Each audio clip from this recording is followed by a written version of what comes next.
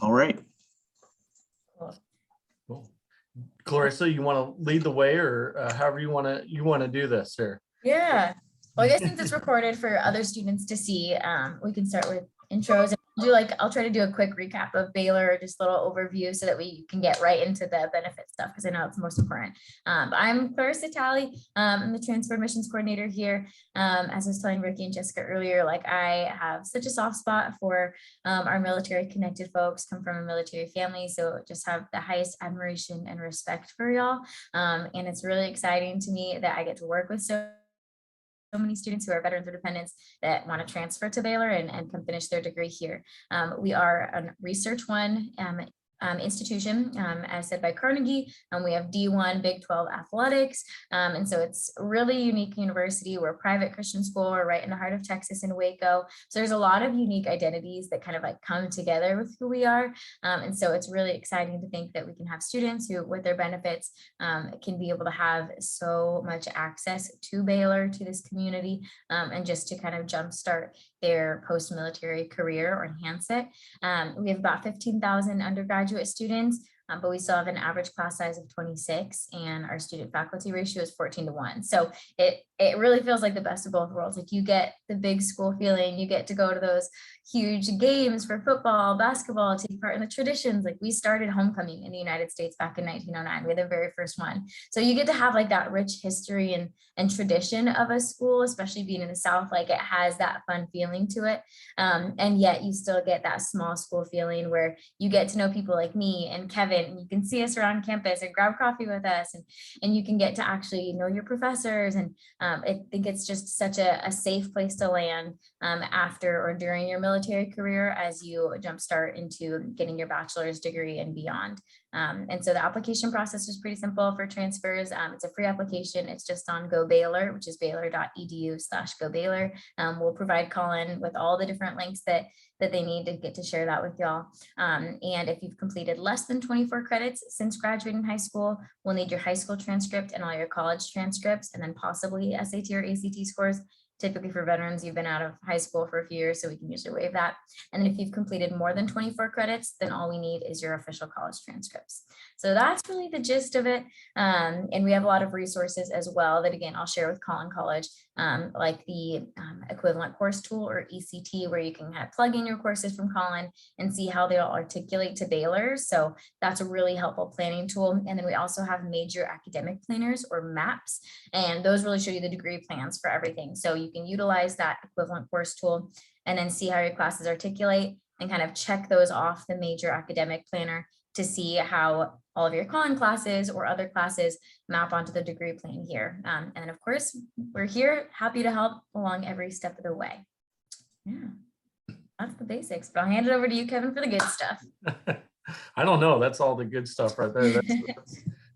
It's pretty exciting. All of that is then made available to our military connected students who are on VA benefits in some pretty profound ways. And I'll get into that in a little bit, but basically you're out of pocket. What a lot of our students find is their out of pocket expenses don't actually change when they transfer colleges, coming to, you know, our small classroom sizes and that the private school institution that we are, and all the benefits of that. So but I am Kevin Davis. I am our VETS program manager here at Baylor. And what that means is I'm here supporting all of our military connected students in terms of student services side of the house. So we have another office, the VA Education Benefits Office, who is going to handle all your processing of your VA education benefits. So the post 9/11 GI Bill, or if you're on VR&E, the Chapter 31 benefit, or whatever it is, that's all going to go through that office with the registrars. But as far as when you're here and supporting your onboarding and supporting your time here at Baylor, I get to do all that and all that fun stuff. A lot of times that looks like taking our first semester class with me, or taking chapel with me. We are a Christian university, and so we do require chapel. And we have a Vets alternative. We have a fun Vets lounge that you can hang out in. Lots of different activities, lots of different support resources and programming. to include our VA Vital representative, who's an on-campus VA clinical social worker, who's here on standby to support all our students, and amongst numerous other things. And we won't go too far into the weeds. Jessica, I'm sure a lot of your questions are, okay, that's all great, but how do I get my foot in the door? How do I afford Baylor? How do I get into Baylor? How do my credits transfer? And so we'll focus on that majorly here today. But to just get into VA benefits a little bit, I can just kind of get into that. Baylor, for our undergraduate programs, is completely unlimited in our yellow ribbon participation. And so, Jessica, are you familiar with the yellow ribbon program? No, sir, I'm not. Awesome, cool. I get to share this exciting news then. I always like to be the first one to talk about yellow ribbon because it's cool. So basically, your post 9/11 GI Bill is capped at around $25,000 per fiscal year. That's August to August. And so for Baylor, our tuition can be considerably more than that when you include fall and spring semester combined. And you can, our tuition fees before scholarships or anything like that can be $50,000. Again, I'm just rounding for the sake of simplicity here. But so basically that leaves a $25,000 gap in what you might think that you would be having to pay out of pocket for. But that's where yellow ribbon kicks in. And so Baylor says, we're going to participate in the yellow ribbon program, and we're going to participate in an unlimited way, meaning there's no limit to the amount of students in our undergraduate programs who can be using this benefit. And there's no dollar limit to the amount we will give you up to the amount of 100% of your tuition and fees. And so 100%, while you're on this benefit, if you're eligible for 100% post 9/11 GI Bill, and so usually if you've served 36 months or more after 9/11, then you're 100% eligible for post 9/11 GI Bill. Then you're also eligible for the yellow ribbon. And we cover half then of that remaining gap. And then the VA says, cool, you're going to cover half. We'll meet you there too, and we'll cover the other half. And 100% of your tuition and fees are covered at Baylor. So a lot of people find, I know I found, I came from our local community college and transferred to Baylor myself. I'm a transfer student. I'm a student veteran. I was a first gen college student. I tick all those boxes.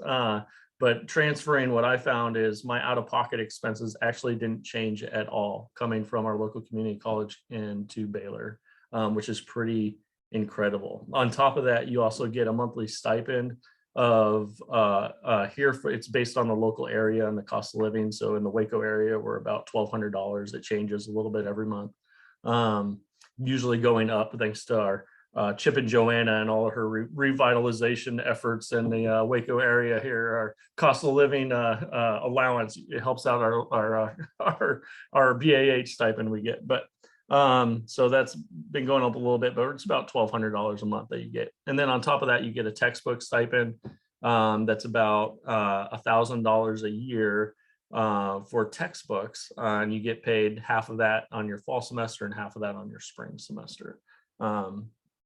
So a lot of cool opportunity with that benefit. Is that clear for you, Jessica, or there's some areas where I could clear that up a little bit? No, it's clear. Cool. Do you think you would be using the post 9/11 GI Bill, or are you looking at other benefits possibly? It'd be the post 9/11 for this part, yeah. Cool. Yeah. And you start that off probably the same way you started there at your college now is you get your certificate of eligibility and you send that into our VA office, and they start to process that. And then as soon as you register for classes, of course, after you've been accepted, then you submit a request for certification form to our VA benefits office, and you'll get all that as you onboard and go through that process. But yeah, it sounds the same like Colin. I have the representatives that certify, and you email and the certificate. Yeah. Yep. Yeah. Same thing. Yeah. And Ricky, are you a certifying official there? Or? I'm a specialist, but I do work hand in hand with the certifiers. So, whenever students have a question, I basically do know enough about whenever they have questions about their hours being certified. So I'm pretty sure I've helped. I might have helped Jessica at one point. I don't know, but yeah. So it sounds like it's the same process basically. I do have a question. So have y'all had students where they transition from their VA benefits to their Hazelwood? And if so, how does that work? Yeah, great question. And that's something really to be clear about. Because Baylor is a private institution, we aren't able to accept any state dollars. And so because Hazelwood Act is a state benefit, we actually can't participate in that. So if you're looking to use Hazelwood benefits, then that's not going to be, unfortunately, that's not going to be a possibility at Baylor. And you'd have to either look at the post-9, if you wanted full 100% tuition fee coverage, you'd have to look at either the post 9/11 GI Bill with yellow ribbon, or several people apply, for the Chapter 31 VR&E benefit, Veterans Readiness and Employment. If you're 20% or more service connected, you may be eligible also through that program to cover 100% tuition and fees. Okay. Yeah. Thank you. Yeah.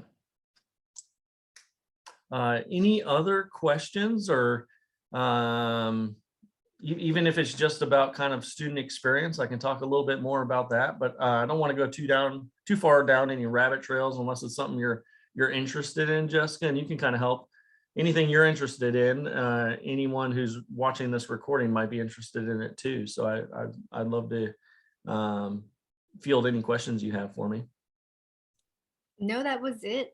This is very helpful. I can take this information and research now for myself to see if the classes or the undergraduate programs apply to my career needs, or what is it that I'm seeking. So Yeah, awesome. Yeah, and you can reach out to me anytime. I will drop my contact information in the box there. And I'm not, my role in this, I'm not a recruiter. I just love working with military connected students, and I'm one myself, so it comes from that place. But so I want you to connect with the institution that's going to be the best fit for you and best utilize your benefits. And so wherever that may be, I wish you the best on that. And if you ever wanted to come take a tour of campus, a lot of prospective students will want to do that, and I can check out a golf cart. We can cruise around campus. I'll show you the Vets Lounge. I can get you some cool vet swag and show you around.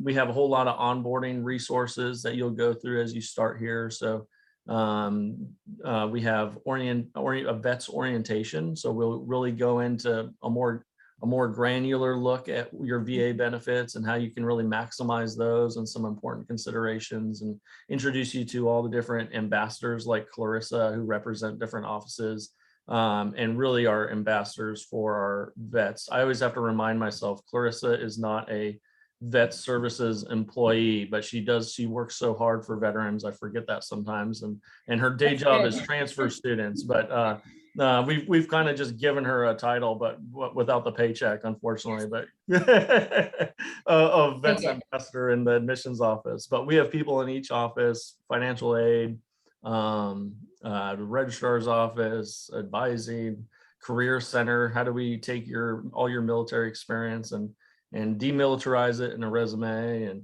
disability accommodations, we got someone who understands VA paperwork and service connected comp in order to be able to provide the appropriate classroom accommodations. So big one we see after Iraqi freedom and enduring freedom was the traumatic brain injuries and stuff like that, where maybe we have it can be hard in different classroom environments. So we get you into different classroom environments that's going to be more conducive to allow you to be as awesome as you are in those classroom settings. So anyway, we got people all over the place. On paper, we're an office of one, but that can be further from the truth of all the people that volunteer their time and effort to really make sure our vets are covered across campus. So thank you so much for all the information. It sounds awesome and great. Now I just have to figure out how to tailor what it is that I'm looking for. Yeah, For sure. awesome. And Jessica, a cool tool for this isn't connected to Baylor or anything. ONET, have you heard of ONET? I'm not sure. Yeah, go check onet.org out. It's a pretty neat website, and it's really tailored well to military too. So you can take, what was your job in the military, Jessica? I dental assistant, a supply specialist, and behavioral health. Oh, So I had- wow. You yeah. ran the whole gamut. That's awesome. I'm Um, still in the reserves now, so I left active duty. Now I'm in the reserves. So. Awesome. Okay, cool. And we have several reserve students that are at Baylor too, but ONET is a cool tool where you can type in your MOS, you can type in different training, and it can kind of spit out some comparable career paths. Some people are like, okay, I've been there, done that, got the t-shirt, I don't want to do anything like that again. And for that, they have like a personality assessment and different tools to where you can kind of point you to things that you might be really, your personality and your strengths might be really geared towards. And that's all on onet.org. And it can kind of tell you what industries are rising and then what kind of majors you need for those. It can kind of work as a cool kind of career coach, kind of vocational coach for you. And then you can look at, what institutions, of course, Baylor's the best, but, I'm a little biased. But you can look at different institutions and see what, is going to provide that degree for you in the way that you want it. And so onet.org, I think it is. But a cool tool, not to be too rhymey there. No, yeah, thank you. I appreciate it. I can use that for my soldiers and help them transition as well. Yeah. Okay. Well, thank you so much for your time and nice to meet you. Sorry I don't have my video. I'm still studying and in pajamas. Okay. And I closed myself off, so I just focus. So sorry. Oh, the No, fact that you even came and, talked with us, even though you're studying for a practical, that means a lot. And so I sent you an email too. So that has like all the information for the resources that might be helpful for you. And then also like, if you need a coffee break, again, no pressure, but if you want, like, we don't even need to sit and talk. You can just run in, order your coffee. I'll pay for it. You go and do your thing. But again, just know we're here for you. Thank you so much to everyone. Nice to meet you all. Thank you, Ricky. Yeah, no problem. And yeah, if Jessica, if you need to head out, that's fine. I still have more questions for Kevin and Clarissa, so you're more than welcome to stay, or if you need to leave, by all means. And Jessica, I just dropped my contact information in the chat there, so feel free to reach out anytime. Okay, I'll write that stuff down and I'll head out. Thank y'all. Okay. Awesome. Bye now. All right. So I do have some questions for y'all. So I'll kind of steer them towards Clarissa. So do you have any keys for success or tips for students that are transferring, military or non-military connected students, when it comes to going to Baylor? Yeah, for sure. Oh, I feel like this is totally something like you would have context on too, Kevin, because you went to Baylor and I, unfortunately, I didn't go to Baylor. I wish I did. My husband is finishing his degree there right now, so I'm a little jealous of him. Sweet. But just from all my experience in admissions and with Baylor, working with transfers, I think one of the keys to success is showing up and being intentional.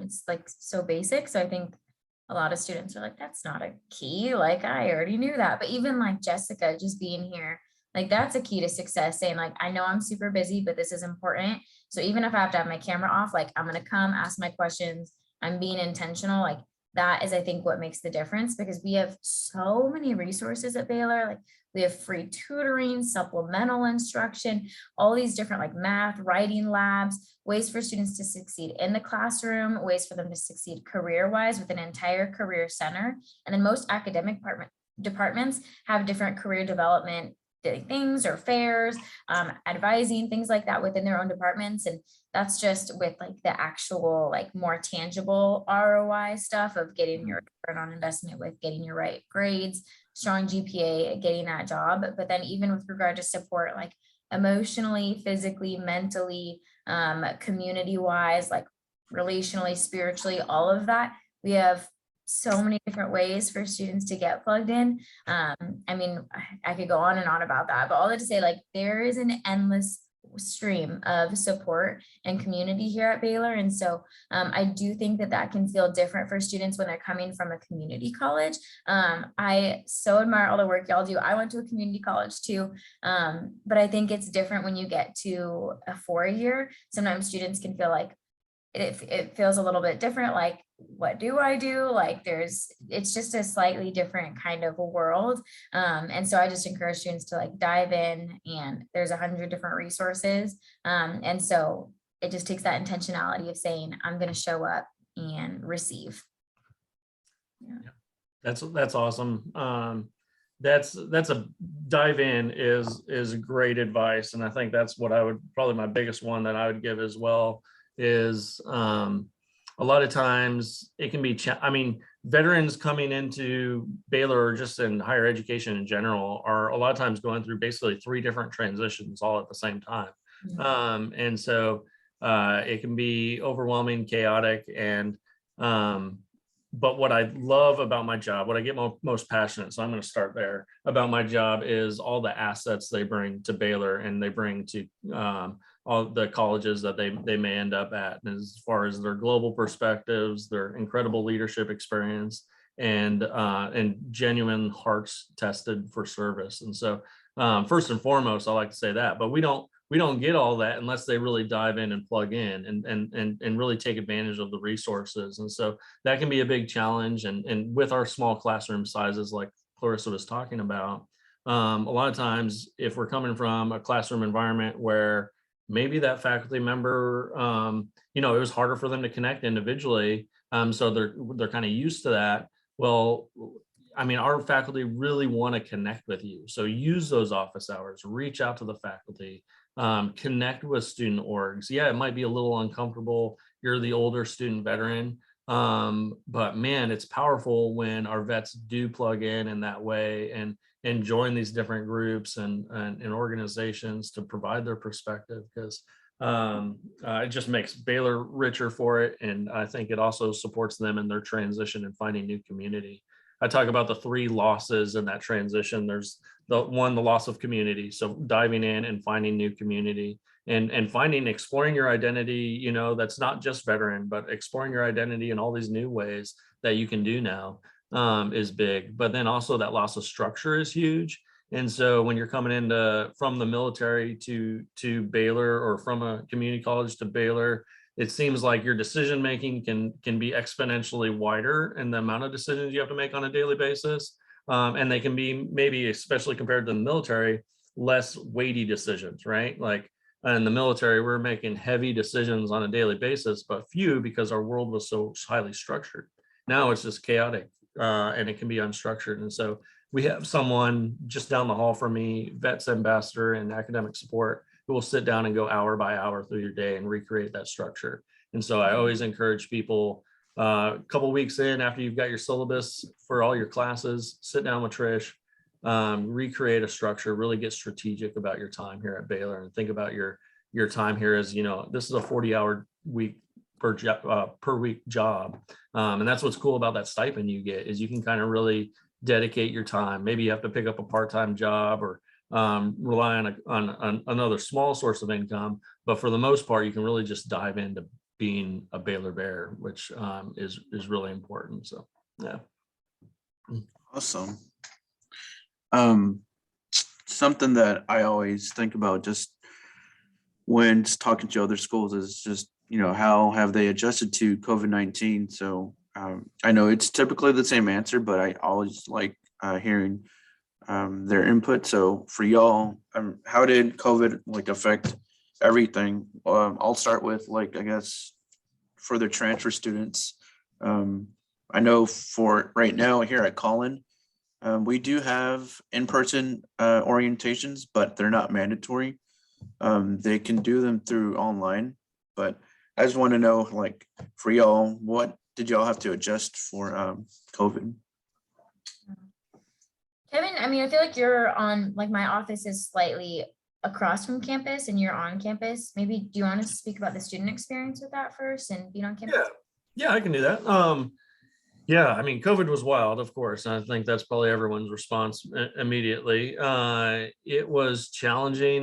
We really believe in the brick and mortar classroom environment here at Baylor. And so it was challenging pivoting to a fully online environment there for that what was that, a semester and a half, basically, right? Where we went basically fully online. We cut in the middle of the spring after spring break, and then went another semester, and then really try to get back to kind of a hybrid the next. But really our bread and butter is we want to connect with our students And we really believe that, the value we bring is in that brick and mortar environment. And so it was challenging. I think it was really challenging for our students who came here for that brick and mortar environment as well. And so I think everyone was eager to get back to that. And so I'm really excited. I mean, this year has felt like a breath of fresh air in that now that we've been back basically like normal, with some, safety measures in place, but the classroom experience has been fairly normal, maybe with just some masks, but really back to that bread and butter in-person experience where we can really make that connection that we want to make as along your academic journey here. And so really excited to be back to kind of this, the new normal, as the cliche goes. But it's been really good. I think all students, whether you're a veteran or not, have really appreciated us getting back to that in-person experience as quickly as we could. So. Yeah, for sure. I think we have like walked this fine tightrope, of like, you want to make sure to take it serious enough, like where our students and faculty and staff are as safe as possible, especially in the beginning, there's like all that unknown. But at the same time, we value like our students being able to be free to be students and to like be human, and like, especially like seeing that from the transfer role. Like I've seen so many students over the last 2 years transfer, especially particularly from like East and West Coast, where it's majorly shut down, or students who have chosen not to get vaccinated and now can't finish their degree at their school, and are having to look at other schools. And so with regard to like some particular specifics, I mean, I feel like it's been ebbing and flowing, especially the last few months with different legislation and Supreme Court stuff. But as of right now, the vaccine is not required for students. So that's something I think is helpful for your students to know. It's not required for students, faculty, or staff. It's encouraged for those that want it. I think, Kevin, correct me if I'm wrong, university-wide, we're about 80% vaccine. I think that's right. Don't quote us on that. It was higher than I imagined. Yeah, for sure. Yeah, that is a lot. Yeah. Yeah, Especially since we're in Texas and like all of our students are like very young. So I just didn't expect it to be so high. And we were doing testing, and now that kind of this Omicron variant, I think, is on its downtrend, at least in the McLennan County area. They've lifted that here recently. So if you weren't vaccinated, that was kind of the big thing, is you did need to test every week. And that's actually been lifted at this point. They have testing available for everyone, but yeah, I think you put it in the right terms, Clarissa, of kind of walking a tightrope of always keeping in thoughtful balance of safety of our students, safety of our faculty and staff, but also remembering like who we are as an institution and how much we really believe in that brick and mortar environment. So yeah. That's it. Like overall, like we have, like what you're saying, like I feel so refreshing this year. I feel like for your students, it will feel very normal for them, especially since they wouldn't be starting until like fall. Of course, like the re-entry terms, I feel like are always funny. Like when it's like you've had a whole summer, like we don't know what the world's gonna do. But I would imagine it's gonna feel even more normal for them coming in the fall or even next spring. We have, hundreds of different events like that are in person. We've tried to be cognizant to still have different virtual options for students. Like Kevin and I partner together once a month for a Transfer Friday event. So I feel like you might have known about that, or maybe Kelly knows, but there's like a virtual option. We're hoping to bring it back in person, but we know for some students in general, for safety wise, they are, more comfortable virtual, or just transfer life. Like they're busy, they have other things going on, veterans, etc. And so we have virtual options too. So I would say it's very accessible here. Kind of transitioning into that. Well, as far as groups, do y'all have a Student Veterans Association at Baylor? Yes, we have. We actually just went out to Orlando. Did you happen to go out to the Orlando for the SVA NatCon? You'll have to go to it next year if you didn't go, but Student Veterans of America is the national chapter. And so we have a local chapter within Baylor of SVA, Student Veterans of America, we call ourselves Veterans of Baylor, VOB, so more alphabet soup. But absolutely, we got a thriving student organization. They actually put on a Battle of the Branches football tournament. And this will be open again next year to anyone, whether you're at Baylor or not. So spread the word for us. But we played under McLean Stadium lights, and we had about 400 individuals out there, veterans and their families, and we did. Wow. When you kind of poke the bear with branch rivalry, you get people to turn out, and so we had Air Force and Army and Marine Corps and Navy, and then we threw an Air Force to the Space Force to the Air Force team, and Coast Guard with the Navy, and it was a blast. Unfortunately, Air Force won, but yeah, our student org is thriving and doing great things. We had a great time out in Orlando with them, yeah, lots of fun. I'm excited for where those student leaders kind of lead that organization in the future. They really believe in kind of their three-tiered mission of, one, creating community within their veteran group, integrating that community within Baylor, and then finding our new chapter of service at Baylor and beyond. That happens to me all the time. I have to move around every once in a while, or else my office. That's funny. Yeah, we're starting up one here at Collin. It kind of died away when COVID hit. So and thankfully we did have several students interested this past year. So awesome. I don't know the status on it, but the president that's in charge of it, I believe he was in the Army, and he goes to our technical campus. So it seems like, it's going forward, and so. Yeah, that's awesome. Yeah. One thing that might be helpful to you all as you set that up, and that we leaned heavily on during COVID time, is we created an online community using Microsoft Teams. And it kind of kept everyone connected that way, especially if you have multiple satellite institutions. But something you might check into, or have your student leaders check into, is something they could potentially do. But we have that going even now, even though now that we're all back in person, it's hard when you're a bunch of non-traditional students where you got families at home. It's hard to connect with a community when you have all these different demands. But if you can do it virtually and still connect with the community while you're doing dishes or while you're preparing, and being able to check in on the vet community, it's kind of cool. So yeah, for sure. Yeah. I've had to do Zoom sessions with my professor last semester while I was, doing dishes or folding clothes, but it is, things are a little bit more difficult, but in other ways things adjust more. So yeah, Zoom fatigue is real though too. So. Yeah, for sure. Well, I think we kind of touched up on everything. If not, the next time we do this, I'm also gonna just reach out to the students and see what they would like to see, what to be covered and all that. And this time we did have about 30 to 35 students. This morning we had some technical difficulties, and so we had to cancel one of our Zoom sessions, but I'm glad the one that I was part of didn't get canceled. So, and let me stop recording real quick.